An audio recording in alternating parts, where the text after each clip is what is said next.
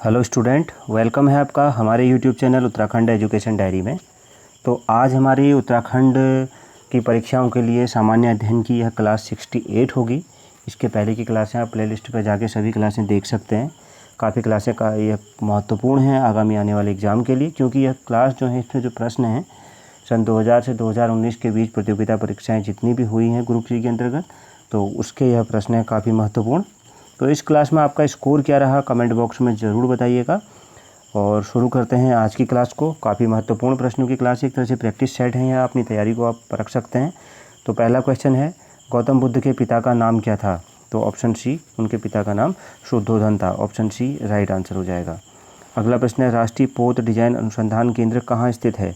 तो इस प्रश्न का राइट आंसर क्या होगा? ऑप्शन डी, विशाखापट्टनम में स्थित है। अगला प्रश्न है क्वेश्चन नंबर 3, तुलबुल परियोजना किस नदी पर स्थित है? तो ऑप्शन सी, झेलम नदी पर स्थित है।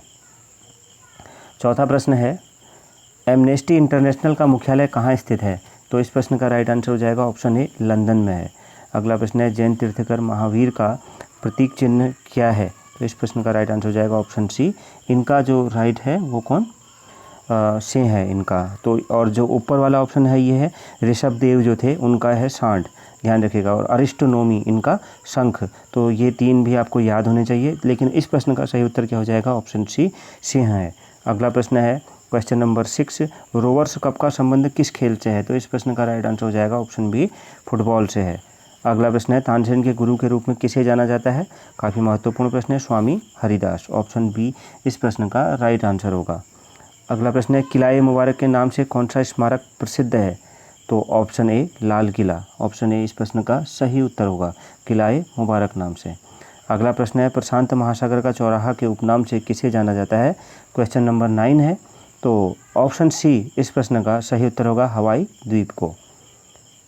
क्वेश्चन नंबर 10 है, यंग इंडिया नामक पत्रिका का प्रकाशन 1919 में किसने किया था? तो इस प्रश्न का सही उत्तर हो जाएगा ऑप्शन डी, महात्मा गांधी जी ने किया था। अगला प्रश्न है क्वेश्चन नंबर 11, टमाटर में लाल रंग किस कारण होता है? तो ऑप्शन बी, लाइकोपिन के कारण होता है। अगला प्रश्न है, वायुयान तथा जेट विमान की उड़ानों के लिए कौन सा मंडल उपयुक्त है? तो इस प्रश्न का सही उत्तर क्या होगा? ऑप्शन डी, समताप मंडल। अगला प्रश्न है, गौतम बुद्ध के गृह त्याग का प्रतीक चिन्ह है क्या? तो इस प्रश्न का सही उत्तर क्या हो जाएगा? ऑप्शन ए, घोड़ा। ऑप्शन ए राइट आंसर हो जाएगा। अगला प्रश्न है क्वेश्चन नंबर 14, न्यायिक पुनरावलोकन का अधिकार किस देश के संविधान से लिया गया है? ऑप्शन सी, यूएसए के संविधान से लिया गया है। अगला प्रश्न है क्वेश्चन नंबर 15, देव समाज के संस्थापक कौन थे? तो ऑप्शन ए, शिव नारायण अग्निहोत्री थे। ऑप्शन ए राइट आंसर होगा। अगला प्रश्न है, बंगाल में द्वैत शासन की व्यवस्था किसने की थी? तो बंगाल में द्वैत शासन किसने लगाया था? बंगाल में द्वैत शासन। तो इस प्रश्न का राइट आंसर क्या हो जाएगा, जिसने बंगाल में द्वैत शासन की व्यवस्था की? तो ऑप्शन डी, रॉबर्ट क्लाइव ने। अगला प्रश्न है, राष्ट्रीय पोषण संस्थान कहाँ स्थित है? तो ऑप्शन बी, हैदराबाद में स्थित है।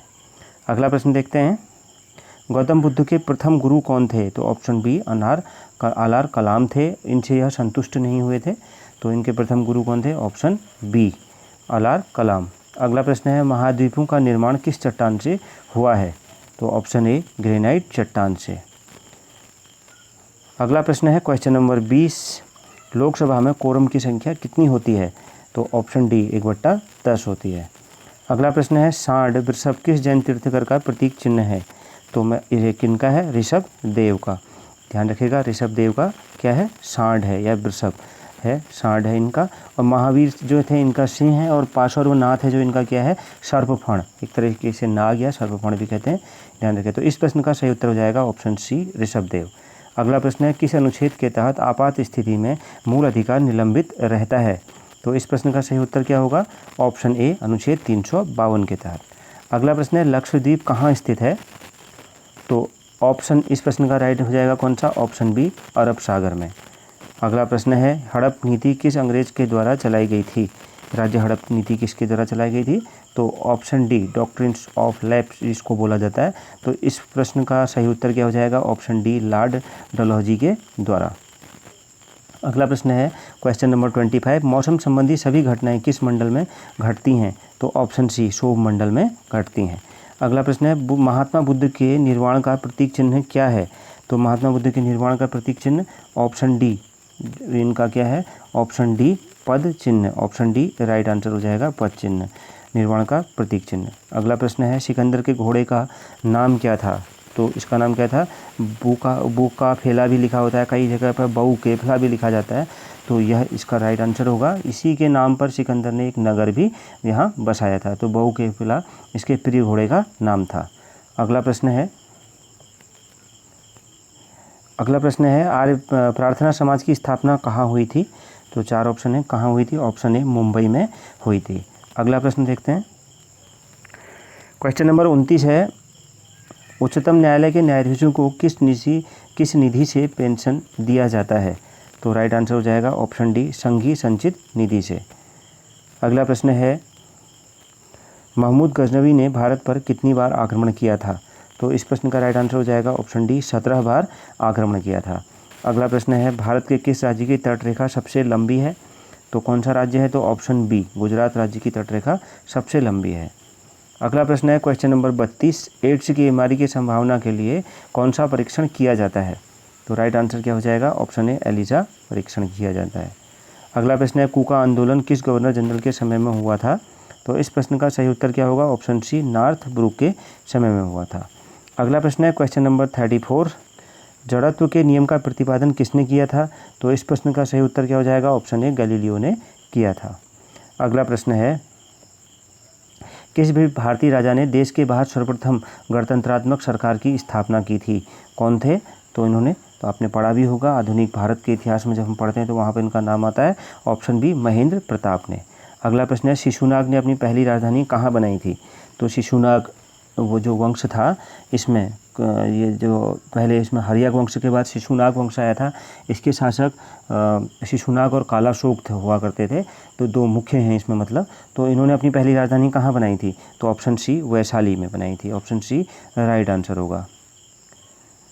अगला प्रश्न है, बैरोमीटर का पारा अचानक गिरना किसे प्रदर्शित करता है, तो इस प्रश्न का राइट आंसर हो जाएगा ऑप्शन ए तूफान को प्रदर्शित करता है।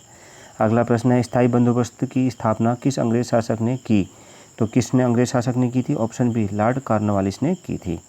अगला प्रश्न है क्वेश्चन नंबर 39, राज्यसभा के कितने सदस्य प्रति 2 वर्षों बाद अवकाश ग्रहण करते हैं, तो ऑप्शन ए 1/3 सदस्य। अगला प्रश्न है, रेडियो तरंगों का परावर्तन किस मंडल में होता है, तो इस प्रश्न का राइट आंसर हो जाएगा ऑप्शन सी आयन मंडल में होता है। और आज की क्लास का आखिरी प्रश्न है, गौतम बुद्ध की पत्नी का नाम क्या था, तो ऑप्शन सी इस प्रश्न का राइट आंसर हो जाएगा, यशोधरा उनकी पत्नी का नाम था, तो ऑप्शन सी राइट आंसर होगा। तो ये थी हमारी आज की क्लास। इस क्लास में आपका स्कोर क्या रहा कमेंट बॉक्स में ज़रूर बताइएगा। मिलते हैं नेक्स्ट क्लास में। Thank you very much.